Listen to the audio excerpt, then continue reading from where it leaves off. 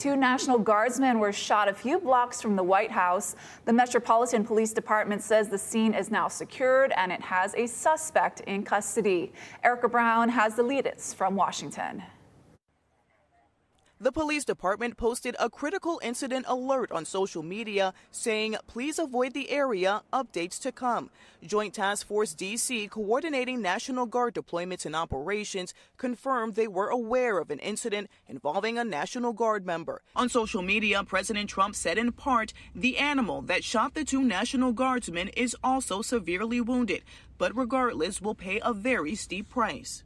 Vice President J.D. Vance spoke about the incident from Fort Campbell Wednesday afternoon. It's a somber reminder that soldiers, whether they're active duty, reserve, or National Guard, our soldiers are the sword and the shield of the United States of America. Video from the scene showed two men in uniform being treated.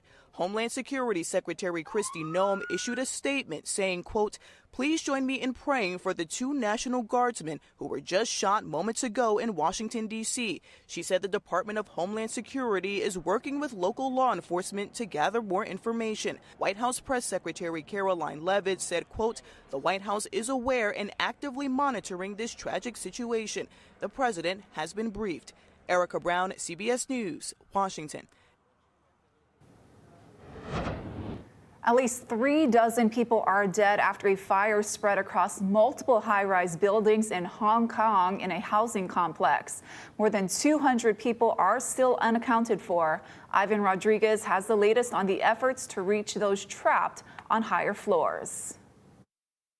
Wednesday afternoon in Hong Kong, a raging fire sent up a column of flames and thick smoke as it spread through bamboo scaffolding and construction netting that was set up around the outside of a housing complex consisting of multiple high-rise apartment buildings. Hong Kong fire officials issued a message for those trapped in their homes. The best thing to do now is to close all the doors and windows, seal them up with tape and wet napkins. Call us and tell us your unit number and the amount of people inside your apartment, and we will be in touch as soon as possible. The public housing estate, consisting of 8 high-rise towers and nearly 2,000 apartments, is home to more than 4,000 people. About 36% of residents are 65 or older, according to government-sourced data. One evacuated resident told CNN no fire alarms went off in her home. UK-based independent fire and emergency planning consultant Stephen McKenzie says the fire spreading blocks is due in part to the use of bamboo scaffolding, an ancient construction technique that dates back to the Han Dynasty and is still widely used in the city. Ultimately, it's combustible. Therefore, when you get a fully developed fire, it will lose its integrity. The fire load, as it spreads up to the building, will adhere to the building, be drawn into the building using a chimney effect. Residents and bystanders watched in horror as the fire raged into the night. It's the deadliest blaze in Hong Kong in nearly 3 decades. I'm Ivan Rodriguez reporting. Here at home, only on Hawaii News Now, we're hearing from a man who blacked out during an ocean dive and was unconscious for 5 days. The young father is expected to make a complete recovery. Derek Kravitsky has his incredible comeback. I'm just happy to be alive. It's been nearly 16 days since Daniel Laug nearly drowned at Paradise Cove. After spending 5 of those days in a coma, he's as amazed as everyone else that he's now nearly fully recovered. Very shocking to be here. The 23-year-old Mililani grad says it was only his 2nd time spearfishing with a few friends. He grew tired and swam towards shore, but lost his fin. I was just freaked out. I panicked, and then all I remember was going up, calling out for help, and then it went all blank after that. His friends found him on the ocean floor and called for help. There was no pulse at first. Nurse Tessa Campbell was supposed to meet a friend at another beach that day, but a mix-up brought her to Paradise Cove. She immediately called 911 and performed CPR. It was almost instinct, you know what I mean? It was kind of like everything fell into place like it should be. I've been certified for 20 years. First time I ever had to use it in a non-hospital setting. I'm very grateful that God, was just, everybody was there for me that day. And I guess he just said it wasn't my day to go. Happy birthday to you. Layug's near drowning happened the day before his son's first birthday, which his family celebrated at his bedside in the Queen's ICU. Once Layug came out of his coma, they threw another party and invited Campbell. They told me that I will always have a family in them, and it's so nice. Layug is now back to work at a plumbing company, and as Thanksgiving approaches, he and his loved ones are filled with gratitude. You know, the doctors there, they were trying to kind of, prep us for the worst. A miracle, like he's a walking miracle. The fact that he recovered so fast was just like, whoa. Layug and his family are also thanking those who donated to help with medical expenses. You'll find their GoFundMe link on our website. 100% overwhelming. That was like, I didn't know that many people were, coming to see me and like actually there for me. Everybody who prayed for me, and I'm very grateful for that. Derek Kravitsky, Hawaii News Now. On Hawaii Island, an earthquake shook the south flank of Kilauea. The 4.6 magnitude quake happened shortly before midnight. The agency has received hundreds of reports from residents across the island that felt the quake. No tsunami warning was triggered. And let's take you live now to Halema'uma'u crater, where episode 37 of the eruption is over. It ended at around 10 minutes before last night's earthquake, and USGS scientists say the two do not appear to be linked. Lava fountains emerged at around 2:30 Tuesday afternoon and hit heights of over 500 feet. It ended about 9 hours later. And check this out. The eruption stirred up this dust devil at around 4 p.m. yesterday. A big one whipped up by the swirling mixture of hot and cool air.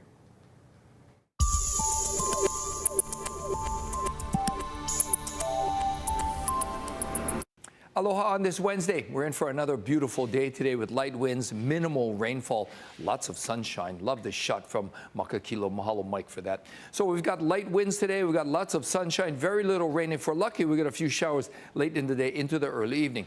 And the big heads up today is on the rising swell. High surf advisories posted for most north and west shores. It's going to be big, dangerous, life-threatening, 15 to 20. And with those light winds, big wave surfers will be licking their chops. It's going to be good for them. And another big swell due in over the weekend. Thank you, Guy. Nurses are warning about a Trump administration proposal that they say could worsen the nursing shortage. They're circulating a petition saying nursing is a professional degree. It stems from a proposed federal rule that excludes nursing from a list of professional degrees as the federal government tries to lower student loan debt and tuition costs.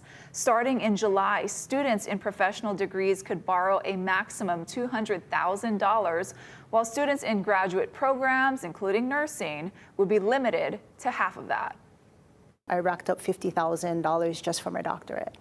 So, and that enabled me to get the position at the university, which is what you want. You want a well-educated, well-qualified person teaching the next generation. There are 17,000 nurses in Hawaii, but the state is hundreds short of demand. The U.S. Department of Education said in part, quote, "We expect that institutions charging tuition rates well above market prices will consider lowering tuition thanks to these historic reforms." A group that was formed to help guide Governor Green on decisions dealing with military leased lands met for the first time yesterday. The 10-member panel began reviewing the options currently before the state, as two major leases on Hawaii Island and Oahu are set to expire in the year 2029. They also reviewed concerns raised by community members. The group is made up of mostly Native Hawaiian leaders and state and private sector leaders. Well, head on, this is now H&N investigates an addictive drug banned in other states, but it's easy to buy in Hawaii.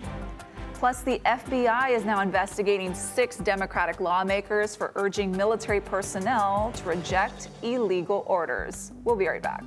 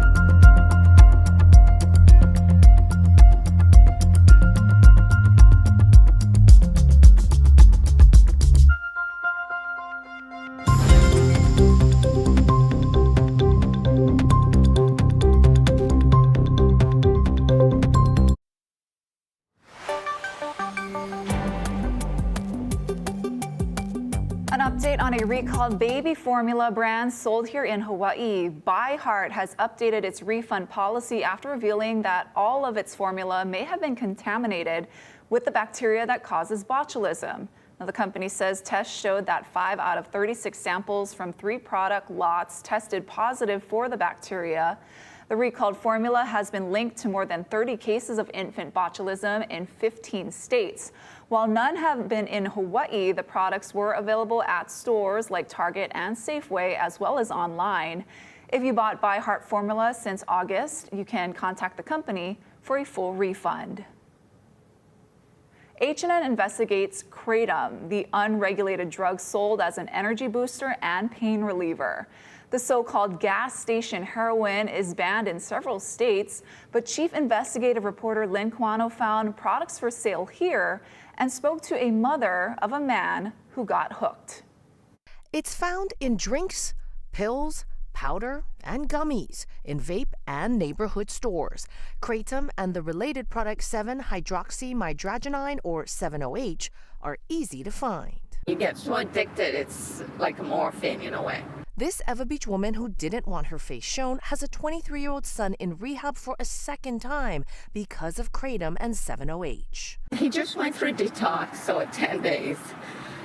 He's doing better. But it's a struggle for us, emotionally, financially too, and just mentally, it's hard. Kratom is a tropical plant from Southeast Asia. The leaves are often used in tea to help with pain. It acts on the same reactors of the brain as does opioid. The Queens Medical Center, Department of Behavioral Science, their psychiatrists tell me that there is a definite kratom abuse and addiction problem here, 7-OH problem. And the only way they can treat that is like treating heroin and fentanyl. We're making it available here, and then our kids are getting addicted to it. Something doesn't make sense here, you know? So I think we need to ban it. Almost a decade ago, the federal government tried but failed to ban kratom products. States took action, and it is now illegal in 7 states. Several others have restricted the availability. Recently, a bill was introduced in Utah's legislature to ban it, and several counties in California have ordered a stop in sales. But here in Hawaii, we bought 7-OH gummies for $24, and store clerks told us they often sell out. The only thing we can do at this point in time is warn parents, warn the general public. The state attorney general's office says they would support any legislation to make kratom and 7-OH illegal. I'm Lynn Kawano, Hawaii News Now. The FBI has launched an inquiry into the 6 Democratic lawmakers who urged members of the armed forces not to follow any unlawful orders. The president posted online that they should be tried for sedition and face the death penalty. Scott McFarlane reports. I'm not backing down. Arizona Democratic Senator Mark Kelly is one of 6 Democratic lawmakers who are now part of an escalating face-off with the Trump administration after posting a 90-second-long video last week urging military members not to follow unlawful orders they may receive. Members of the military need to follow the law. We wanted to say that we have their backs. Now, Defense Secretary Pete Hegseth has launched a probe of Kelly, a retired Navy captain, accusing him of misconduct and threatening him with a court-martial. Multiple sources tell CBS News the FBI contacted congressional leaders Monday to tell them the Bureau plans to speak with each of the 6 lawmakers. Now they're getting a message from Kelly and from other members of Congress saying, defy your commanders. Rise up and defy your superiors. That kind of language will get people killed. All 6 are veterans of the military or the intelligence community. One of those lawmakers, Michigan Senator Alyssa Slotkin, blasted the inquiry Tuesday, saying President Trump is attempting to use it as a scare tactic. And the use of the FBI against us is exactly why we made the video. He believes in using the federal government against his perceived adversaries, and he's not afraid to use the arms of the government against people he disagrees with. Scott McFarlane, CBS News, Washington. Here's a live look outside with our tower cam on this Aloha Wednesday. Guys, going to have your Thanksgiving forecast in 2 minutes.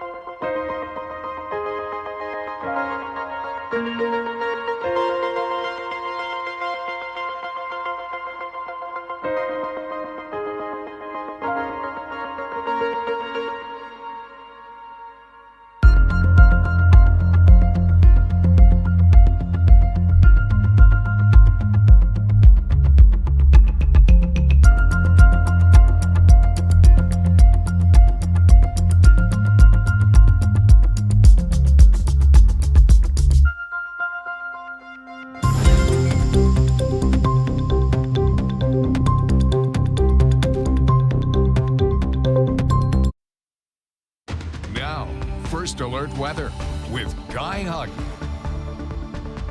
Aloha on this Wednesday. We're in for more of the same weather we've seen for the last several days. Light winds, very, very dry conditions out there. If we're lucky, we'll get a few showers late in the afternoon into the early evening.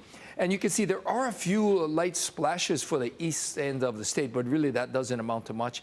And with the renewed volcanic activity today and with these light winds, we could see a little bit thicker fog and haze, especially for parts of Hawaii Island, parts of Maui County. It may even drift up to the rest of the state later in the afternoon through tomorrow. Otherwise, it's going to be a beautiful day today with lots of sunshine expected. The winds will run a little slow, 10 to 15, so it might feel a little sticky in the afternoon. Otherwise, it should be really nice today. And the best chance for rain late in the day with some afternoon pop-up showers. But there's just not a lot of moisture out there. There's a lot of surf, though. Big swell building through the day today. High surf advisories posted for most north and west shores. Big, dangerous, and life-threatening. With those light winds, however, the big wave surfers will be very, very happy for the great morning conditions. Might be a little choppy by the middle of the day. And another bigger swell is due in over the weekend. High surf warning could be posted for that one, so keep that in mind. So we've got slightly hazy conditions today with lots of sunshine, and those light winds will continue, and that means the rainfall will be minimal. In fact, we're expecting mostly dry conditions all the way through Monday. There's a slight chance for a few more showers from a disturbance on Tuesday. Bye. Every year, thousands of families head to the Blaisdell for the Islandwide Crafts and Food Expo, and this year organizers are going even bigger. Casey Lund has details on free admission windows and how the event will support Keiki and Kupuna facing food insecurity. Aloha from the Blaisdell, and while Kilauea, the latest episode, may have quieted down, we have our own lava here. This Ohana-style snacks, delicious guava lava jerky. Michael Chang, thank you so much for being here with us. I know you guys started humble beginnings. You said $100, and now you're serving at Allegiant Stadium. Yes, we are in Allegiant Stadium periodically for the sports events, and they want us there. Yeah, that's wild, and I'm sure a lot of people to thank, your family, but the people that have supported you and came out and bought your product. Yes, totally. Thank you, everybody. Ohana-style snacks, and I've been just mowing down on everything we have here. So we want to thank Michael Chain, Ohana-style snacks. They're just one of 250 vendors. Esme Infante is with us, and you folks started this. Your mom did. I'll talk about that in a minute. But tell me about who's going to be here this weekend, starting Friday at 4 p.m. Absolutely. Islandwide Crafts and Food Expo, 250 vendors. We got amazing crafters with clothing and jewelry and art and so much more. And we have food makers. We have over a dozen hot plate vendors. We've got snacks, as you see with Ohana-style snacks.